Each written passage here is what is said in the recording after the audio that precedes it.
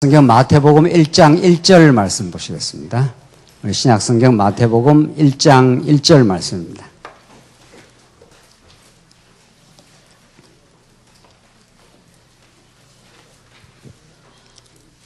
찾으신 줄 알고 봉독 드리겠습니다. 신약성경 마태복음 1장 1절 말씀입니다.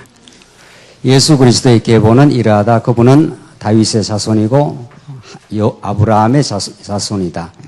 아브라함은 이삭을 낳고 이삭은 야곱을 낳고 야곱은 유다와 그의 형제들을 낳고 유다는 다말에게서 베레스와 세라를 낳고 베레스는 헤스론을 낳고 헤스론은 람을 낳고 람은 아미나답을 낳고 아미나답은 나손을 낳고 나손은 살몬을 낳고 살몬은 라합에게서 보아스를 낳고 보아스는 룻에게서 에봇을 낳고 에봇은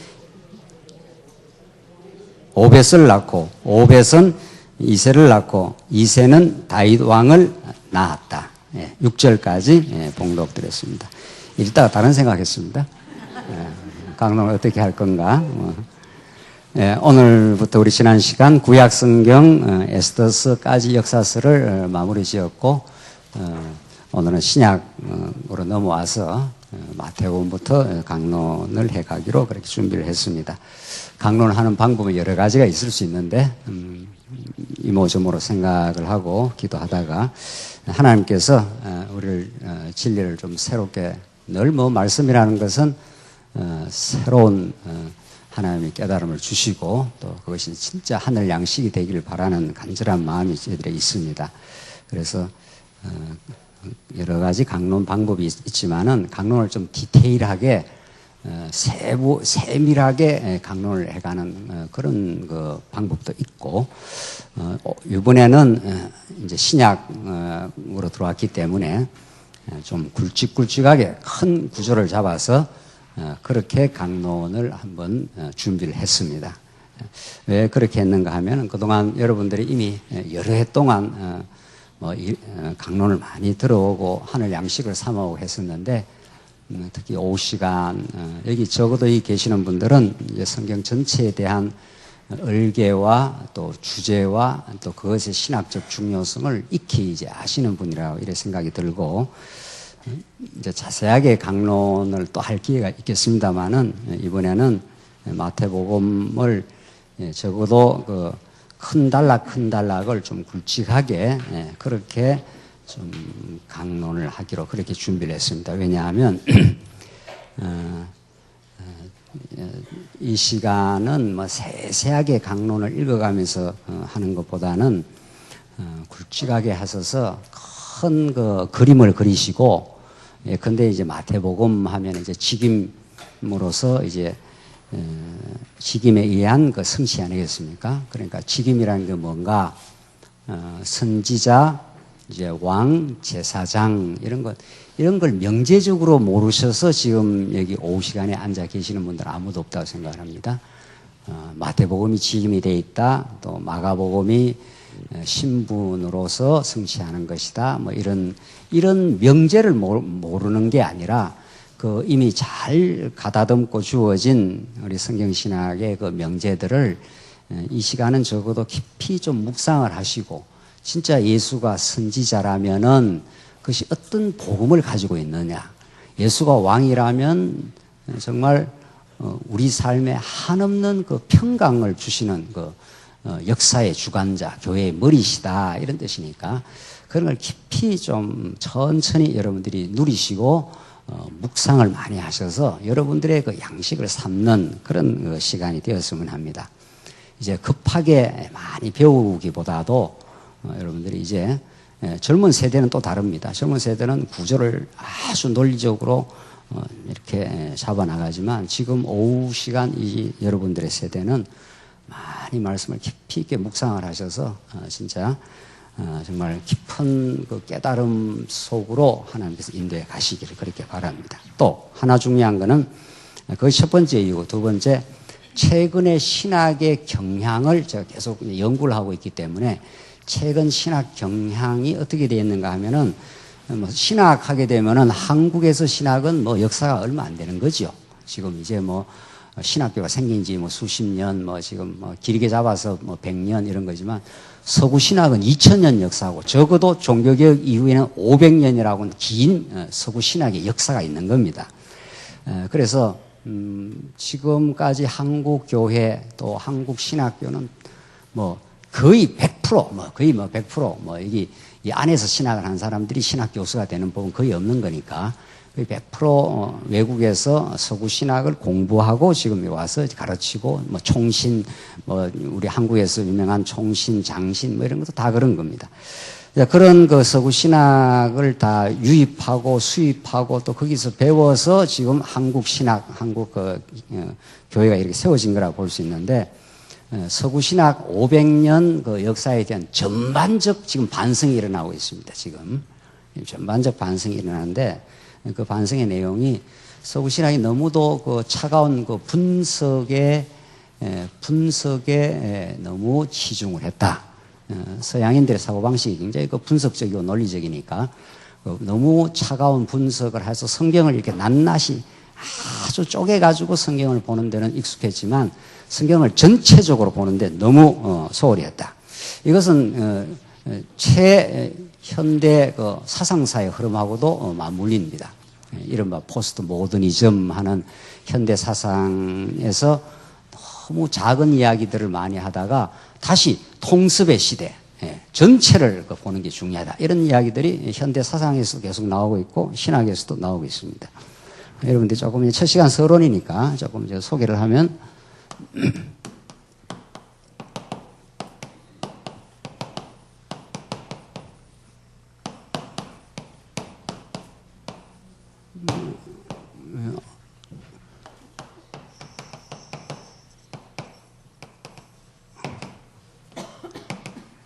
2000년 그 미국의 유명한 휘튼 대학에서 지금 서구의 굴지의 학자들이 모여가지고 컨퍼런스를 했는데 그게 그 주제와 그 방향이 Whole Bible Biblical Theology 이런 겁니다.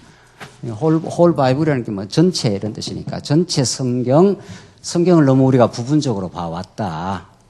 너무 분석적이고 너무 낱낱이 쪼개가고 파편화돼서 연구를 해오다 보니까 지금 신학의 정체성을 상실해버렸다. 그래서 우리는 홀 바이블, 전체 성경으로 성경신학을 해야 된다. 이런 주장이 나와서 2000년 휘튼 대학에서 미국 학자들이 그 컨퍼런스를 하고 그 이후에 지금 14년이 지났는데 계속해서 책들이 지금 나오고 있습니다. 그 책들 가운데 뭐 폴 하우스, 스콧 해프만 뭐 이런 거 지금 아주 그 선두에서 리드하는 사람들이 이제 주장을 하기를 우리가 너무 구약신학, 신학신학 이렇게 해서 나누어서 성경을 연구했다. 그게 서구신학의 그 자유주의 혹은 역사 비평이라고 하는 그런 것이 성경을 너무 나누어 하다가 이 큰일 났다. 성경이라는 것이 전체적으로 뭔가 하나님의 말씀일 건데 적어도 학문하는 사람들이니까 학문하는 사람들이 바보들은 아니니까 뭐 성경을 마태복음 뭐 이렇게 보겠어요. 뭔가 마태복음이 구약과 무슨 관련이 있을 것이고 성경 뭔가 전체의 그 빅픽처 큰 그림이 있지 않겠는가 이런 그 반성을 하게 됐고 그것을 컨퍼런스를 해갖고 그걸 집중적으로 토론하고 책이 나오고 그랬습니다. 그래서 그런 사람들이 지금 이제 몸부림을 치고 있는 거죠. 좀 큰일 났다. 이래가지고 이게 제대로 신학교에서 성경을 가르칠 수 있나 지금까지 하는 방법으로 이렇게 해서 교회를 살릴 수 있을 것인가라는 그 큰 위기의식을 아주 유수한 학자들이 느끼고 이걸 본격적으로 의제로 만들어갖고 지금 토론이 벌어지고 있습니다. 그런 약간의 작업들이 지금 책으로 나오고 있습니다. 그게 지금 지금 2000년 휘튼 대학에서 일어난 일이니까, 뭐 2000년도에 딱 일어났다기보다 그 전부터 이렇게 문제의식을 가지고 있다가 2000년 그 휘튼 대학 컨퍼런스에서 이제 이 주장을 하게 된 거죠. 14년이 지났고, 지금도 여기에 좀 주도적인 학자들은 성경 전체를 봐야 된다. 이런 이야기들을 계속 지금 하고 있는 중입니다. 그러니까 그런 주장을 지금 하고 있는 것을 우리가 조금 이렇게 정보를 접하게 되면 우리 마음이 어떻습니까? 여러분들의 마음이 어떻습니까? 자, 우리 어쩌다가 이렇게 성경을 오늘 이제 마태복음 우리 구약 역사서 꺼내서 오늘 마태복음을 공부하지만 우리 마태복음을 들어갈 때 뭐 이건 지금 최근에 이렇게 너무 성경을 낱낱이 분석을 하다 보니까 이렇게 큰일 났다. 그래서 성경을 전체로 봐야 된다. 뭐 이렇게 지금 하고 있는 그것도 전체로 봐야 된다는 그 이야기지 전체로 보면은 이렇게 주제가 나오고 이렇게 성경을 봐야 된다. 이런 주장은 없어요. 아직. 혹시 창세기 1장에서 3장까지 아담이 타락하기 전에 언약의 개념이 있을 수 있다. 뭐 이런 이야기를 해요. 그런 이야기 들으면 우리 어떻습니까? 또 마음이? 마음이 뜨겁지 않습니까? 저는 엄청 뜨거운데요. 예. 그러니까 그 유명한 학자들이 창세기 아담 타락하기 이전에 아마 창세기 하나님이 언약의 하나님이시니까 이런 이야기는 다 하는 겁니다. 언약의 하나님이니까 창세기 처음부터 무슨 언약의 개념은 있어야 되지 않겠느냐 이런 이야기가. 그 언약의 개념이 뭐냐 그러면 I don't know. 잘 모르겠다 뭐 이런단 말이죠. 여러분 저는 어떻게 된 거예요? 창세기 1장부터 창세기 1장 28절에 하나님 3대 언약을 세우시고 하나님께서 자손 땅 통치로 이건 너무 쉽게 이게 지금 이야기를 지금 이렇게 쉽게 하고 있으니까 이게 얼마나 엄청나고 놀라운 주장인지 우리가 또 그런 복음을 깨닫고 있는지에 대한 감각이 좀 무딜 수도 있는 거죠. 뭐 여러분이 무딘 건 아니라고 저는 생각하는데 무딜 수가 있는 거죠. 지금 그 기라성 같은 학자들은 지금 성경을 전체적으로 봐야 된다.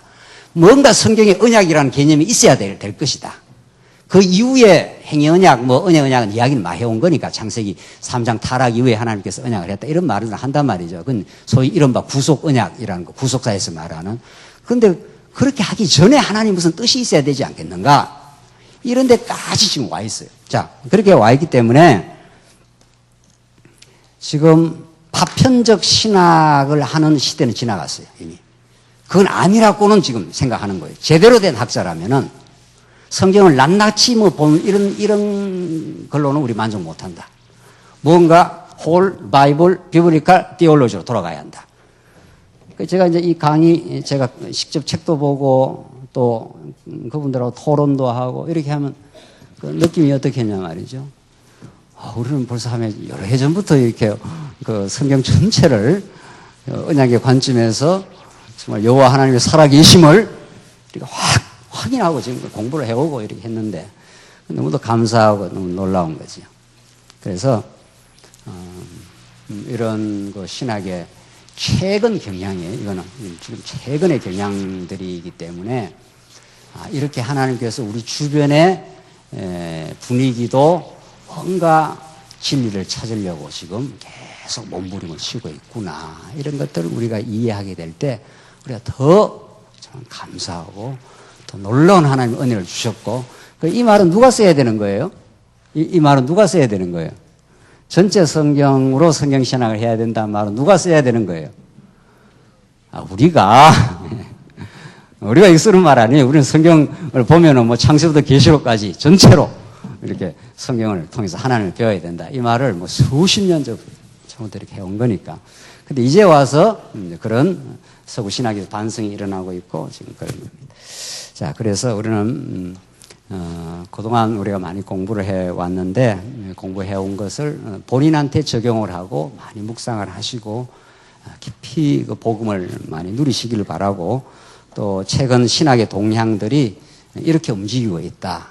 이런 걸 우리가 확인하면 할수록 정말 우리가 얼마나 감사한지 얼마나 정말 폭포수 같은 하나님의 은혜의 손길 속에 우리가 들어있는지 이런 것들을 우리가 더 깊이 이제 알게 될 것입니다. 그래서 마태복음을 하되 굵직굵직하게 큰 그림을 그리면서 언제나 우리가 큰 그림을 그려왔지만은 이제 강론 자체도 좀 그렇게 해서 여러분과 오후 시간을 충분히 말씀을 누리시고 그런 시간을 가지도록 하겠습니다. 자, 우선 마태복음을 이제 접근을 하시겠는데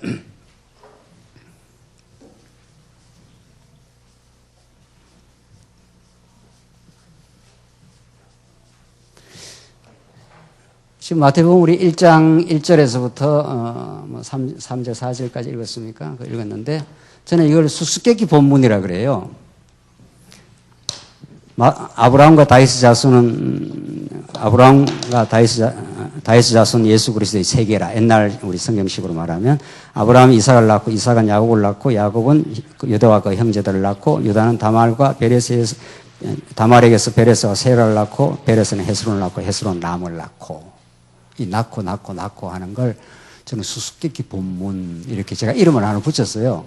왜냐하면 그건 제 그 아주 뼈저린 그 체험과 관련되어 있는데 제가 예수를 대학 졸업하고 하도 방황을 하다가 누가 예수를 믿어보라 해가지고 믿어보래요. 그래서 내가 잘 못 믿겠다, 안 믿어진다 그랬더니 무조건 목사님한테 가서 좀 이야기를 들어보래요.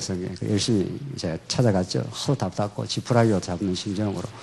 그래서 뭐라 하니까 자꾸 믿으래요. 그래서 저는 믿으라 하지 말고 좀 가르쳐 달라. 뭘 좀 믿을 만한 근거를 주면 내가 믿겠다 이러니까 무조건 믿으면 알게 된대. 그럼 나는 가르쳐 주면 믿겠다 이랬습니다. 그래서 한참 싸우고 그랬는데 어쩌다가 하나님의 은혜로 예수를 이제 믿게 되었습니다. 믿게 됐지만 제대로 안고 믿은 건 아니지만 어쨌든 믿게 됐어. 그래서 교회 가니까 열심히 성경을 읽으래요. 어디부터 읽을까요? 이러니까 당연히 창세부터 읽든지 그 다음에는 어디를 읽든지 마태복음을 읽든지 읽으래요. 그래서 마태복음 제가 얼마나 또 순종적입니까? 하라는 대로 열심히. 그래서 마태복음 1장 읽었어요. 아브라함과 다윗의 자손 예수 그리스도의 족보다 이래서 아브라함 이삭을 낳고 이삭은 야곱을 낳고 뭔 소리 하는 거야 도대체? 이 명석한 두뇌로 그걸 내가 해독을 못 하겠더라고요. 자꾸 읽으라는데 자꾸 읽으니까 뭔 소리지 도대체 알 수가 있나 이게. 왜 낳고를 내가 읽어야 되는지. 여러분은 안 그랬습니까? 저는 그런 체험이 너무 저한테는 절실했고 그 어둠에서 빛으로 넘어왔을 때 그게 너무도 분명했기 때문에 그래서 너무 자꾸 읽으라니까 읽었는데 이걸 누가 해석을 안 해주더라고요. 그럼 물었지 여러 사람들한테 가서 어떻게 이거 왜 읽어야 되느냐 이게 무슨 소리냐 말이지 이게 무슨 의미냐 말이죠. 뭐 의미를 알고 읽어야 되지 않겠느냐 성경을 자꾸 읽으라는데 답답해서 기도원을 갔는데 기도원에 옆에 있는 기도원에 한 며칠을 같이 있게 됐는데 그 친구도 신앙이 아주 좋아 보인단 말이죠. 그래서 열심히 할렐루야 감사합니다 하면서 기도를 하는데 나는 감사가 잘 안 되더라고요. 깨달아져야 감사가 되지. 그래 감사가 잘 안 되지. 형제 어떻게 그렇게 자네는 그 신앙생활을 그렇게 기쁨으로 하느냐고. 모든 게 은혜래요. 그러냐고. 그럼 이 마태복음 1장 1절에 낳고가 뭐냐 물으니까 잘 모른대요 자기도. 모르는데 뭐가 그렇게 기쁘냐고. 몰라도 그게 또 은혜라고 그러더라고요. 그래 내가 더 자빠졌지 않았어요? 사실 모르고도 은혜를 깨닫는 저런 경지가 있구나. 이건 정말 일단 좌절에다가 더 좌절을 한 거죠. 어떻게 하면은 저렇게 모르고도 저렇게 기쁨으로 은혜 속에서 하는 저런 형제가 있는데 나는 몰라서도 좌절 또 모르고 또 기쁨이 없으니까 더 좌절 이런 거죠. 그렇게 하다가 하나님께서 목사님을 만나고 이 진리를 깨닫고 배우고 이렇게 해서 이렇게 이 수수께끼를 풀었습니다. 정말 수수께끼예요. 이 수수께끼 같은 본문이기 때문에 이 본문이 신구약을 가로지르면서 구약에서 이렇게 하나님께 아담에게 언약하고 아브라함에게 언약하고 다윗에게 언약해서 다윗 왕으로부터 계속 왕들이 계속 사무엘 상하부터 시작해서 역대기 상하, 열왕기 상하, 역대기 상하를 계속 가로지르는 그 왕들의 출현, 그 아들로 이어지는 그 출현이 장차 오실 메시아를 향해서 아주 집요하게 달려가고 있는 그 성경의 통일성 말이죠.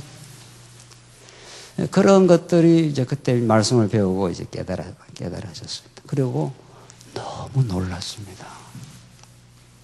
진리다. 이건 때려 죽이도 진리다. 이건 천하 없어도 진리다. 그래서 이게 성경이 하나님을 이렇게 생생한 통일된 말씀으로 이렇게 전하고 있구나. 이걸 그 후에 깨닫고 그 후로 전혀 새로운 세상이 들어왔습니다. 오늘 마태복음을 우리가 접근할 때 너무 잘 아는 거지만 서론이니까 그래도 정리를 하시죠. 우리는 구약과 신약이 이렇게 두 권으로 두 책으로 된 것이지만 실제는 한 권이다 이렇게 우리가 이해를 한 거죠. 성경 우리는 아까 전에 뭐 서구 신학자들이 전체 성경 신학, 성경 전체로 돌아가야 된다 이런 주장을 계속 지금 여러 학자들이 지금 해대고 있는데 정말 우리는 마태복음 오늘 이제 마태복음도 공부를 하게 되지만 마태복음도 우리를 읽을 수가 없다. 왜? 구약 창세기부터 말라기까지의 하나의 관통하는 흐름의 흐름 연장선에서 마태복음이 편집되고 그게 하나의 말씀으로 하나님이 딱 지금 정리를 해놨기 때문이라는 거죠. 도무지 소설 누가 8권을 저자가 썼는데 5권부터 소설을 읽는 사람이 있냐 말이죠. 그 연재 소설 1편부터 8권까지 있으면 처음부터 읽어나가야 소설이 그 의미가 있듯이 마태복음부터 읽을 수가 없는 거죠. 그러니까 이거는 신학 성경 해석학의 혁명인 거죠. 지금까지 500년 혹은 길게 잡아서 2000년 교회사에서 이렇게 성경은 이렇게 읽는 것이다. 이렇게 해석하는 것이다. 마태복음부터 볼 수가 없고 우리는 창세기 1장 1절부터 특별히 창세기 1장 28절에 나오는 3대 언약으로부터 자손 땅 통치로 하나님께서 3가지 언약을 하시고 그것을 하나님께 이루시는데 그걸 우리는 여호와의 언약이라 한다. 그 여호와의 언약의 구체적인 내용은 이 그리스도니까 그리스도를 보내주기로 언약하고 그리스도를 성취함으로 하나님 여호와를 이제 증명을 한 거죠. 이게 전체 이제 논리가 이렇게 드러났다는 거죠. 전체적인 논리가. 그래서 성경 어디를 읽더라도 우리는 여호와 하나님의 언약을 그리스도를 통해서 성취하고 하나님 살아계심과 5대 속성을 지금 만천하에 지금 드러내고 있다. 교회는 말할 것도 없고 이 우주의 세계사에 하나님의 그 전능하신 주권과 살아계심과 그의 위대한 속성들을 지금 드러내고 있다. 그게 이제 성경 전체란 말이죠. 이게. 그래서 도무지 마태복음으로 그냥 쑥 들어갈 수가 없다.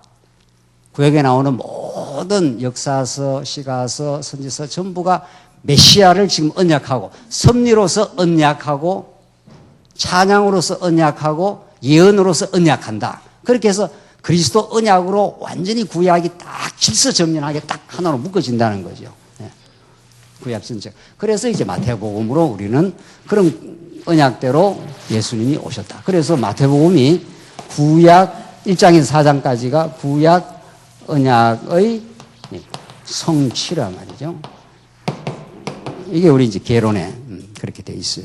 구약 언약에 대한 성취 이렇게 해서 이런 기가 막힌 그 꽉 짜임새가 정확하게 공기 하나 빠져나가지 않는 그런 이런 논리가 있을 수가 없는 거죠. 세상에 논리학이라는 게 그렇게 그 학문을 하는 데는 중요한 그 하나의 학문의 분과인데 모든 학문하는 사람들이 그 트레이닝을 받는 게 그 논리학적 훈련을 받습니다. 앞뒤 말이 같아야 된다. 어떤 명제와 어떤 전체 학문적 주장이 성립되려면 그 명제와 명제 사이가 정합을 이루어야 되고 앞에 주장과 뒤에 주장이 틀려지면 안 된다. 이런 그 논리적 훈련을 받아서 학문적인 트레이닝을 하게 되는데 뭐 성경은 이렇게 우리가 잘 공부하면 뭐 그런 거 안 해도 그냥 자연스럽게 그 흐름을 타게 돼 있고 자연스러운 그 논리적 통일성과 구조에 익숙하게 돼 있고 그걸 통해서 살아계신 하나님이 성경 본문을 읽으면 읽을수록 진행하면 진행할수록 그게 더 전부 다 속도가 묻듯이 그렇게 드러난다는 거죠. 그런 그 기쁨과 우리가 정말 확신을 얻은 거죠. 그래서 공부가 진행되면 진행될수록 이 하나님의 살아계심이 역사의 길이가 길어지면 길어질수록 근거가 자꾸 더 생기니까 하나님 살아계심의 증명이 아브라함에서 약속한 것이 아브라함 당대에 이루어지고 이삭에게 계승되고 이삭에게서 야곱에 계승되고 점점 저렇게 하나님의 성취 사건이 자꾸 보태지니까 당연히 이건 하나님 정말 어떤 경우에도 살아계시고 역사를 주관하시는 분이다. 이게 확신이 온다는 거죠. 그래서 이대로 공부하고 이대로 정말 하나님께서 우리를 진리 안으로 인도하시면 정말 우리는 한없는 자유를 느끼게 되는 거죠. 그 죄로부터. 기쁨을 누리는 거죠. 그런 기쁨과 자유가 자유의 세계를 우리가 만끽하고 누리게 될 때 우리는 그 진리를 나누지 않을 수가 없을 거예요. 틀림없이. 진짜 그 기쁨을 누리고 있는 사람, 사도 바울, 사도 베드로, 전부 강팍하고 비겁한 인생들을 하나님께서 붙들어가지고 그렇게 담대하고 그렇게 신실한 종으로 만들어 갔을 때, 그 고난으로 뛰어들어갈 때 생고생을 그냥 시킨 게 아닙니다. 그 그리스도와 아주 달콤한 교제 속에 그 기쁨을 누리면서 고난 속에 뛰어들어갔지, 그냥 마구잡이 고난 속으로 하나님이 그렇게 무지막지한 분이 아닙니다. 그래서 사도 바울이 모든 서신을 읽어보라 말이죠. 내가 뭐 힘들어서 죽겠다 이런 그 소리 하느냐 말이죠. 그런 적이 없어요. 참 내가 죽을 고생을 했다. 근데 그게 하나님을 깨닫는 큰 기쁨이었다. 뭐 이렇게 표현이 되고 있지. 내가 슬퍼하는 자 같으나 항상 기뻐하고, 내가 가난한 자 같으나 많은 사람을 부유하게 하고, 그런 식이에요. 진짜 예수 그리스도의 복음을, 이 언약의 복음을 누리고 깨닫는다는 것은 그냥 이론적인 수준에서 일어나는 게 아니라 충분히 깨달아지고 본인이 그걸 누리고 그걸 나누게 되어 있습니다. 그래서 우리는 마태복음을 그렇게 접근을 하겠다. 구약의 이 긴 지평, 구약과 신약은 사뭇 다릅니다. 스타일이, 내용이 완벽하게 통일되어 있는데, 구약의 역사는 아주 광활한 하나님의 역사를 가지고 도도하게 그 제국사 속에 애굽, 아수르, 바벨론, 페르시아, 마침내 로마에까지 거대한 그 제국의 역사 속에 이스라엘 백성을 그 포진시켜 놓고 하나님의 살아계심과 역사를 보여주는 아주 실감나는 스토리예요. 정말 살아있는. 구약이 그렇게 신바람이 나는 거죠. 반드시 구약을 먼저 공부하게 돼 있는 거죠. 그리고 신약으로 넘어와서 그게 신령한 차원에서 성취가 되면은 신약은 얼마나 내밀하고 신령하고 우리의 내면을 너무도 따뜻하게 감싸주고 때로는 비수처럼 파고들고 우리 내면을, 우리가 은폐하고자 하는 어리석은 죄악들 말이죠. 하나님과 같이 되고자 하는 내 내면의 우상들을 하나님께서 찍어 쪼개면서 아주 비수처럼 파고들어오는 그런 신령한 말씀이 그 신약 말씀들이에요. 전부. 구약과 신약의 그 하나의 그 스타일이 다른 거죠. 그 본문의 그 핵심은 똑같아도. 그래서 먼저 구약을 공부할 이유가 있는 거죠. 왜? 그림자니까. 육체적 방식으로 드러낸 거니까. 그러나 예수가 오시고 신약의 성령이 오셔서 이루는 말씀은 너무도 그 내밀합니다. 그 내면을 파고들어오고 우리의. 구약의 모든 외면적 우상들이 신약에는 우리 내부 속으로 들어와 있는 거니까. 아세라, 바알 신상이 우리 내부 속으로 들어와 있어요. 그게 탐욕의 우상 아닙니까? 전부. 구약에는 뭐 아세라 목상이 밖에 있지만 신약에는 우리 내면 속에 있단 말이죠. 하나님께서 그래서 탐욕이 곧 우상 숭배라 사도 바울이 그렇게 말하지 않나요? 달라요. 그러니까 구약과 신약을 우리 접근하는 그 스타일이. 그러나 그것이 두 개가 합쳐져서 하나님의 온전한 진짜 전체 성경을 지금 이루고 있지 않나요? 자, 그래서 이제 마태복음을 우리 공부하겠는데 이미 구약에 저런 도도한 언약들이 있어 왔고 마태복음에서 이제 성취를 하겠다. 자, 그러면 마태복음을 우리가 이제 공부를 해 가는데 마태복음도 그냥 마태복음을 쑥 들어가는 게 아니고 사복음서, 그다음에 사도행전, 수많은 서신들, 계시록 이렇게 되어 있어요. 그래서 이걸 우리는 성경신학에서 교회의 기초, 교회 설립, 세워진 교회를 하나님께서 양육하시고, 자, 여러분들이 하세요. 양육, 무장, 예, 투쟁, 예, 승리. 뭐 이 질서야. 이건 정말 까무라칠 질서입니다. 이 서신들이 다 다른 사람들이 여러 사람들이 쓰기도 했고 여러 역사적 정황에서 썼는데 그걸 쫙 맞춰놨는데 쫙 이렇게 질서가 있다 이런 뜻 아니겠어요? 아마 신학자들이 아마 우리 이제 나중에 책을 보거나 뭐 강론을 듣거나 하면 여러 사람 그 병원에 가겠죠. 놀래갖고 말이죠. 근데 우리는 하도 이걸 들어가지고 뭐 기초, 양육, 무장, 투쟁, 승리 뭐 이렇게 그런 게 아니라는 거죠. 어떻게 이렇게 여러 사람들이 썼고 뭐 다른 정황에 썼는데 이걸 쫙 맞춰놨는데 쫙 퍼즐이 이렇게 맞아떨어지느냐. 그래서 이제 무엇보다도 신약 성경은 또 여기서부터 공부를 하는 겁니다. 마태복음부터. 그렇잖아요? 물론 이제 여러분들 공부를 다 하셨기 때문에 난 로마서가 좀 더 공부를 해야 되겠다. 로마서가 뭐 단백질이라면 단백질이 좀 부족하니까 단백질은 섭취해야 되겠다. 또 어떤 분은 나는 히브리서를 좀 공부해야 되겠다. 이럴 수가 있어요. 그건 얼마든지 그럴 수가 있는 겁니다. 히브리서의 말씀이 더 좀 땡기고 더 공부를 한다. 물론 히브리서를 공부할 때 우리가 전체 구조에서 히브리서를 공부하는 거니까 또 그럴 수 있지만 기본 원칙은 이렇다 이런 거죠. 기본 원칙은 왜냐하면 하나님께서 이렇게 복음서를 먼저 기록하게 해서 역사적 사실로 구약의 언약이 성취되도록 딱 해놨기 때문에 일단 객관적으로 하나님이 당신이 살아계심을 예수 그리스도 사건을 통해서 사실을 통해서 그렇게 입증했다. 이게 복음서란 말이에요. 그러니까 가장 기초가 되겠죠. 그리고 나서 이제 예수님은 육신으로는 이 땅에 계속 있을 수가 없으니 이제 성령을 보내셔서 내가 너희와 함께 있는 것보다도 이제 가는 게 낫겠다. 왜? 내가 너희들에게 가르쳐준 진리는 이 신령한 진리이기 때문에 그 육체적 방식으로는 이 진리를 깨달을 수 없다. 그래서 성령이 오셔서 너희 속에 내가 가르쳐준 모든 것을 기억나게 하고 생각나게 하고 그렇게 해서 너희들의 내면을 내가 바꾸어 놓겠다. 하나님의 사람으로. 하나님을 증명을 해서. 그래서 이제 성령이 오셔서 이제 교회가 이제 설립이 되는 겁니다. 그런 우리가 논리로 지금 성경을 지금 공부하는 거 아니겠어요?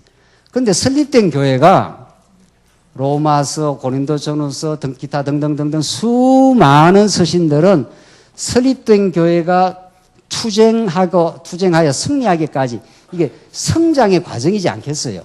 그렇잖아요? 그러니까 양육, 무장, 투쟁 이 자체가 계속 성장 과정을 이미 시사를 하고 있는 거니까. 그러니까 이미 세워진 교회가 계속해서 공급될 그때그때의 양식을 이렇게 질서 있게 잘 이제 해놨다. 그러니까 고린도 교회의 문제 양상이 다르고 골로새서의 문제 양상이 다르고 다 달라요. 그때그때마다 사도 바울을 통해서 하나님께서 성령 감동으로 기록하게 했는데 그것을 묶어 놓을 때 이렇게 공부를 잘 질서 있게 해가도록 이제 해놨다는 거예요. 어떻게? 로마서에서 칭의의 복음으로, 고린도전서에서 건덕의 복음으로, 갈라디아서에서 은혜의 복음으로. 자, 이 세 가지만 보십시다. 전체도 다 마찬가지지만은 그냥 무조건 교회 하나 자녀를 낳아놓으면은 행위하고 아무 상관없이 그냥 어렵다 하는 거 아니겠어요? 너 내 아들이다 이 말이란 말이죠. 그러니까 당연히 로마서가 앞에 나와야 되겠죠. 그리고 그 아들이 자라면서 때로는 갈등도 하고 싸우기도 하고 그렇게 자라지 않겠어요? 그러니까 하나님께서 세워주겠다고 건덕의 복음을 하고 너희들이 갈등하고 때로는 어리석은 삶을 살아도 여전히 은혜로 내 아들이야. 이 논리가 너무도 확고하게 서 있는 거죠. 그래서 이 성경의 이 신약 성경 전체 흐름을 점점 이렇게 배워가느라면 이것은 요지부동으로 이게 진리의 말씀이구나. 하나님이 이렇게 우리를 키우고 해 가시는구나 하는 것을 확실하게 깨달을 수 있다는 거예요. 그러니까 이 신약 성경이 이렇게 다 돼 있어요. 승리에 이르기까지 어떤 경우에도 하나님의 신실하심과 그 자비로우심이 자기가 세워놓은 교회에 떠나가지 않고 양육시키고 무장시키고 투장시켜서 승리해 가도록 그렇게 해 가신다는. 자, 이게 우리 신약성의 전체 흐름이니까 이런 흐름 속에서 우리 오늘 마태복음의 기초를 보겠다. 이렇게 되어 있습니다.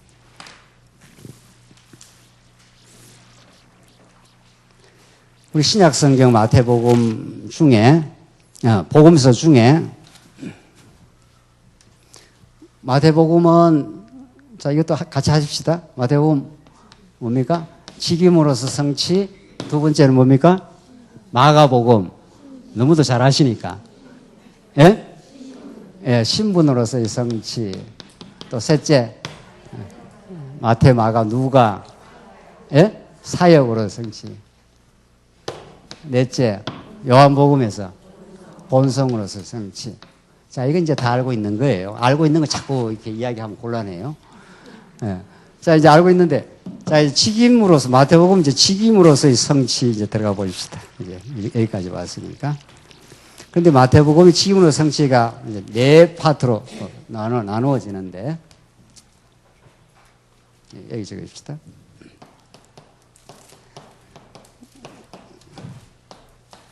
네, 파트인데, 첫째 파트가 이게 아주 중요한 부분이에요. 그렇잖아요? 둘째, 셋째, 넷째는 말할 것도 없이 그 세 가지 직임 중에 선지자 직임, 그 다음에 순서도 중요해요. 순서도.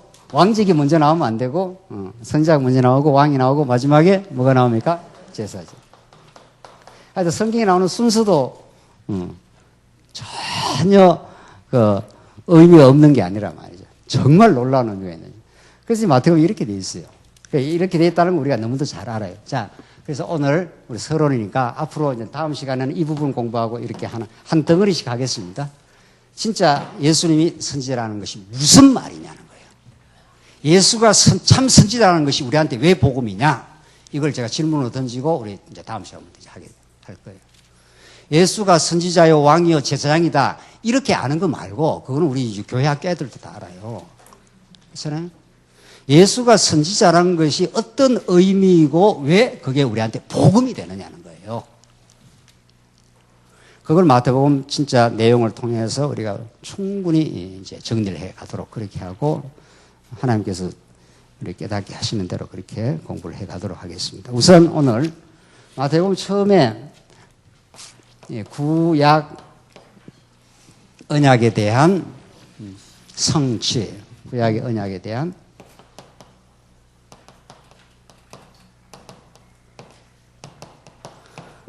그러니까 복음서는 이렇게 네 가지로 파트로 되어 있어서 하나님이 꼭 네 권이 필요하니까 복음서를 네 권을 줬지 않겠어요? 이렇게 하나, 둘, 셋, 넷. 이게 지금 신학계에서 너무도 이렇게 질문이 되고 있는 거죠. 왜 하필이면 네 권이냐? 네 권에 어떤 차이가 있고 어떻게 그게 통합되느냐? 이게 아직도 계속 학자들이 던지고 있는 질문이에요. 이 학자들이 던지는 질문 하나를 붙들면 그게 그대로 그냥 박사학위 논문감이에요. 그래서 우리 말씀운동에 앞으로 박사가 몇 명 나온다고요? 박사 몇 명 나오겠어요, 그냥. 추측을 해서. 수백 명 나오겠죠, 수백 명, 지금. 왜 네 권이고 왜 하느냐? 이제 이게 지금도 아직 해명이 안 돼 있잖아요.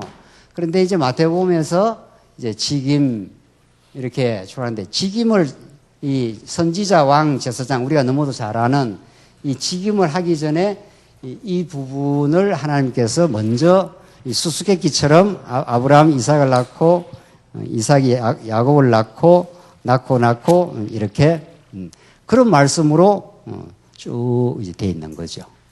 우리 다음 시간에 이걸 본문을 이제 보면서 더 이제 하시겠는데 1장부터 4장까지 그게 하나님께서 마태 기자로 하여금 마태복음이 이 뒤에 붙지 않고 마태복음이 이렇게 요한복음이 이 자리에 오고 마태복음이 마지막 자리로 이렇게 갈 수가 있겠습니까?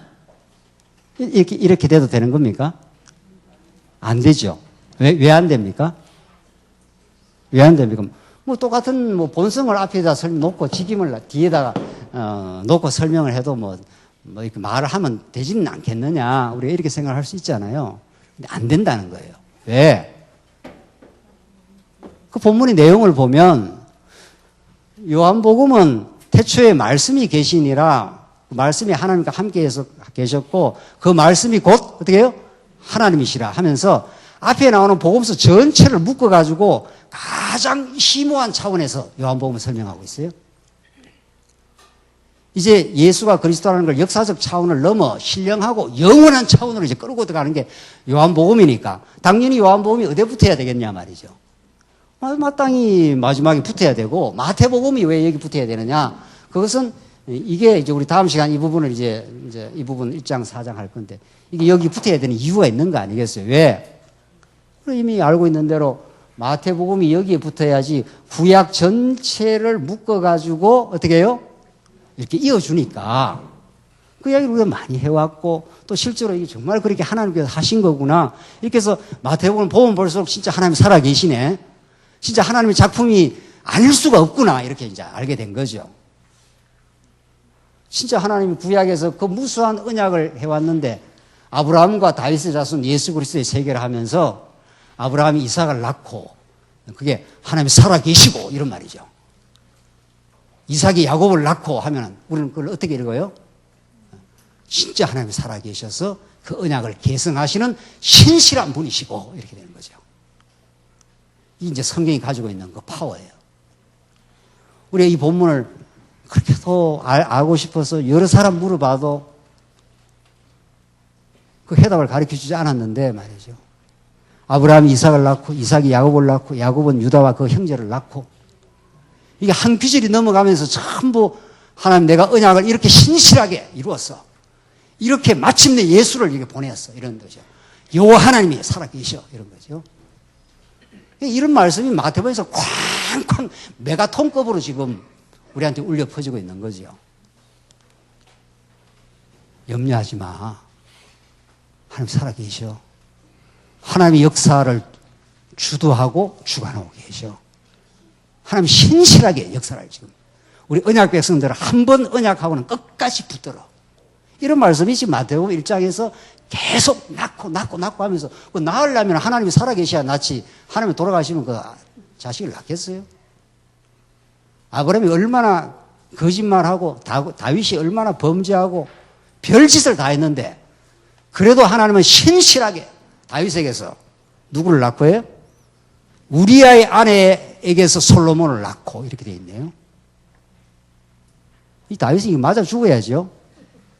자기 충복을 갖다가 죽음의 사지로 몰아넣고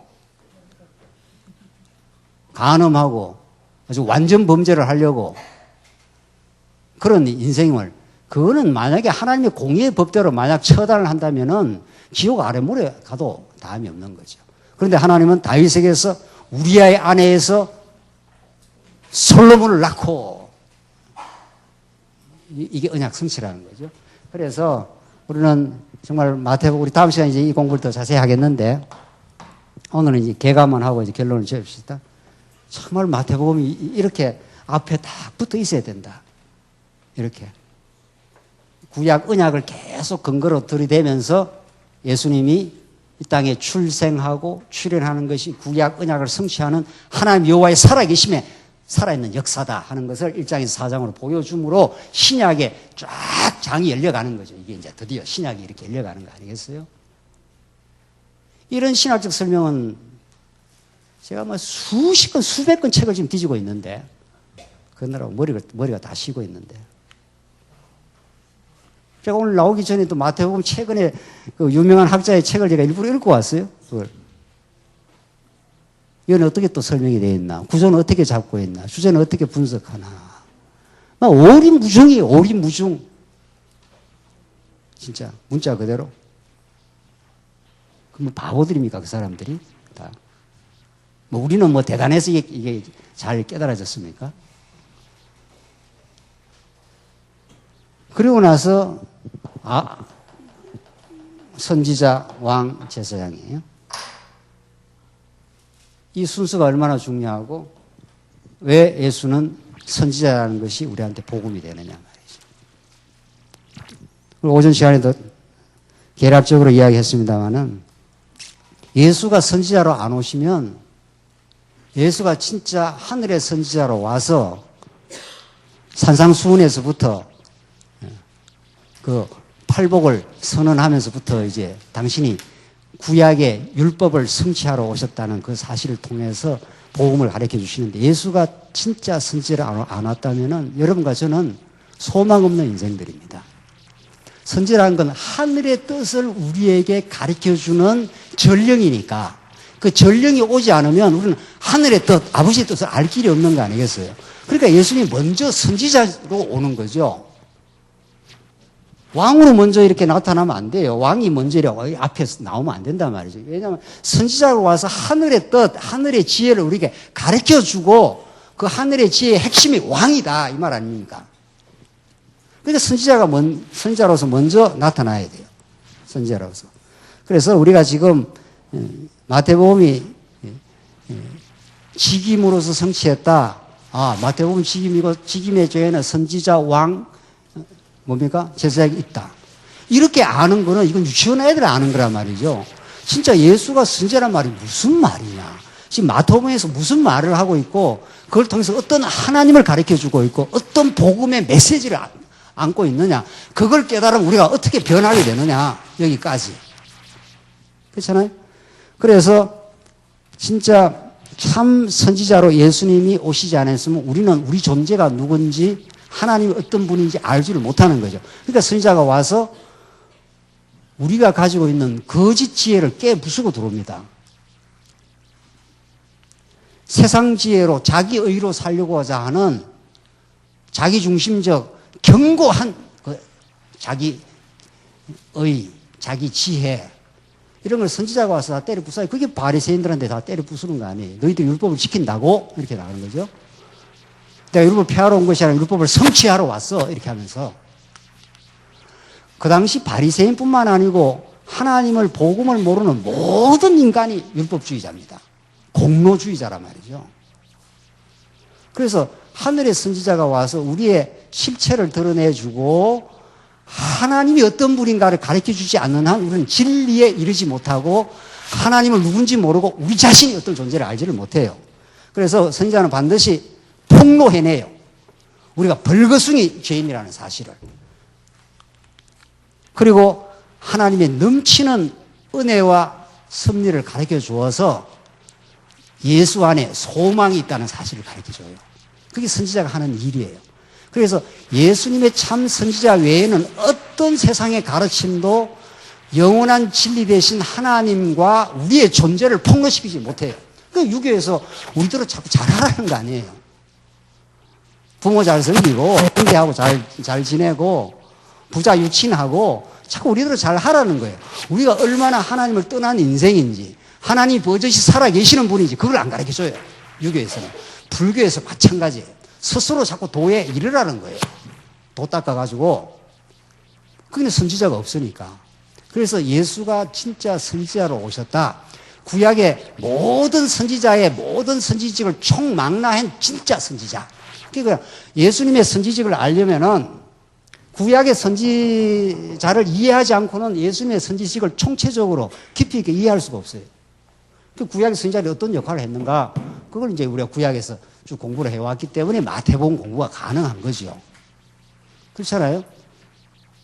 그래서 이사야, 예레미야, 에스겔, 다니엘 이 사람들이 전부 나와서 하늘의 뜻을 가지고 내려와가지고 그 인간들의 유대 백성들의 그 죄를 이제 드디어 폭로해내지 않아요. 너희들이 가정죄, 우상죄, 엄청난 죄를 전반부에 폭로해내고 너 한번 무너져야 돼. 그러나 하나님께서 다시 세울 거야. 하나님은 그런 하나님이야. 이렇게 드러내고 있는 거죠. 그러니까 먼저 비수 같은 선지자의 음성 앞에 우리가 서서 우리 하나님께 거꾸러지고 하나님이 얼마나 위대하신 분인가를 우리가 무릎 꿇고 하나님의 지혜를 구하지 않는 한 우리는 진리를 깨닫지 못합니다. 그게 죄인의 심정으로 진리를 본다는 겁니다.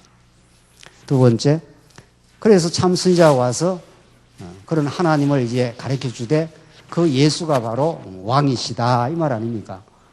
그래 예수가 왕이라서 그래서 어쨌단 말이냐? 예수가 왕이라서 그걸 어쨌단 말이냐? 그렇게 한다면 진짜 예수가 왕이라는 것을 그 깨달은 건 아니죠. 예수가 왕이라는 걸 명제적으로 아는 거지. 진짜 예수가 왕이면 어떻게 되는 거예요? 그는 우주 만물의 주재자요 교회의 머리시요 그의 전능하심과 주권 아래 복종치 않는 권세는 이 세상에 없고 그의 왕권의 위대함과 주권이 드러나면 모든 존재자는 그 앞에 항복하게 되고 경배하고 인간의 주권을 포기하게 되겠죠. 그게 예수님이 마태복음 16장부터 16장 중반부터 전개하는 내가 천국의 열쇠를 주관하는 자야. 내가 풀면 풀리고 내가 닫으면 다 닫혀. 내가 한번 교회를 세워놓으면 음부의 권세가 흔들 수가 없어. 그렇게 해서 예수의 왕권이 그렇게 선포가 돼요. 마태복음에. 바다도 잠잠케 하고 귀신도 마음대로 오라가라 마음대로 하고 그런 분이에요. 진짜 그런 분이에요. 성경이 그런 분이라더라. 이렇게 무슨 우리가 이론을 몰라서 지금 공부하는 건 아니잖아요. 그런 왕권을 진짜로 마태복음의 그 16장부터 전개되는 그 예수의 우주 만물과 사탄과 모든 백성들을 지배하는 그 왕권 대신 진짜 왕으로 이 땅에 군림하시고 통치하시는 그분의 살아있음을 깨닫게 되면은 우리는 한없는 마음의 평강과 내 주인됨을 내려놓고 마음의 기쁨을 얻겠죠. 갈등하거나 미래를 염려하지 않겠죠. 마지막으로 놀라운 사실은 그런 이 우주를 통치하시는 왕이 이제 뭐 하신다는 겁니까? 우리를 마음대로 지배하거나 막 자의적으로 우리를 괴롭히거나 지배하는 분이 아니라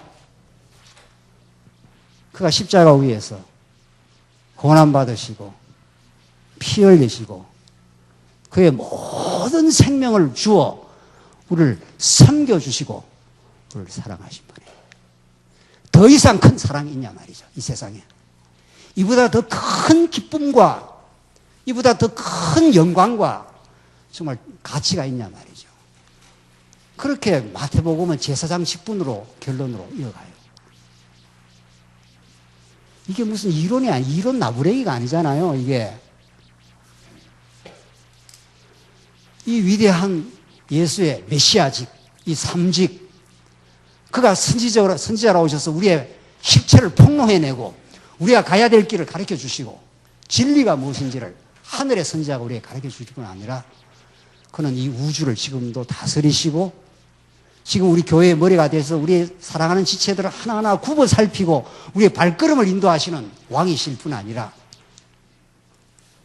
그가 자기 백성을 자기 몸처럼 사랑하사 기꺼이 고난의 세계로 그 죽음의 자리로 갈갈이 찢겨져서 십자가에서 그 무한한 사랑을 확정하시고 3일 만에 부활하시고 성천하셔서 지금 보좌 우편에서 우리를 위해서 지금도 기도하고 계시는 그분.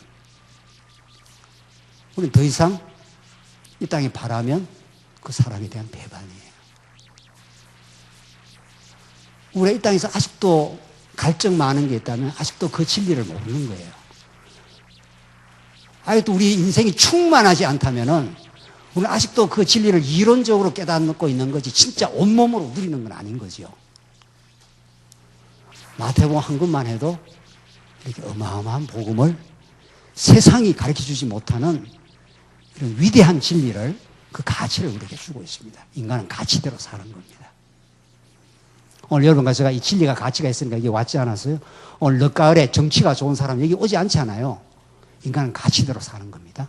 예수가 진짜 가치 있으면 예수와 함께 죽고 사는 겁니다. 이제 그 예수 한 분으로 진정한 기쁨을 누리고 다음이 없는 기쁨을 누리고 때로는 인간관계가 깨지고 우리가 큰 질병이 닥쳐서 죽을지 모르지만 때로는 사업이 다 망가져도 그것이 우리의 진정한 궁극적 가치는 아닌 거니까 우리를 흔들어 놓지만은 아주 좌절하게 할 수 없는 그래서 세상이 감당하지 못하는 믿음이라고 우리 신앙의 선진들은 정말 신실하게 하나님께서 붙들어줘서 그렇게 그 가치를 붙들고 그렇게 살았습니다. 오늘 마태복음 이후에 전개되는 위대하고 이 놀라운 가치에 우리가 승복하고 하나님의 그 주권과 왕권 앞에 항복하고 그 무궁한 제사장 그 직분 우리는 친구가 우리를 위해서 조금만 희생을 해줘도 한없이 기쁘고 즐거운데 하나님의 아들이 이 땅에 오셔서 갈기갈기 찢기시고 피 흘려서 우리를 사랑하는 자녀라고 우리를 받아주신 그 위대한 사랑을 어찌 우리는 잊을 수가 있고 그 기쁨으로 우리는 교회를 섬기는 겁니다. 섬길 때마다 하나님께 더욱 감사하게 될 거고 더욱 하나님께 영광을 돌리게 될 겁니다. 기도하십시다. 자비하신 하나님 아버지 은혜를 감사합니다. 오늘 마태복음의 말씀이 얼마나 청량할 수 없는 그 하나님의 깊으신 은혜와 능력과 자비하심을 담고 있는지 다 알 수가 없습니다. 하나님 우리에게 지혜를 주셔서 그 진리의 세계로 우리를 인도해 주시옵소서. 예수님 이름으로 기도하옵나이다. 아멘.